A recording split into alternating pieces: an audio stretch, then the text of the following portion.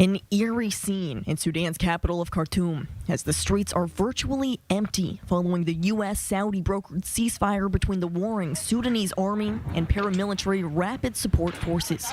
Fighting has certainly decreased during the 7-day ceasefire, but the sound of sporadic gunfire can still be heard, as both sides blame the other for breaking the truce. Observed use of artillery and military aircraft and drones, credible reports of airstrikes, sustained fighting in the heart of the Khartoum industrial area, as well as clashes in Zalingi in central Darfur. So we have continued to see violations of the ceasefire. 1.3 million people have fled their homes amid the ongoing conflict. Makeshift orphanages now popping up to care for countless children left behind. Meanwhile, the United Nations says they're helping as quickly as possible. We, along with our partners, are continuing to help families displaced by the fighting, as well as the communities hosting them.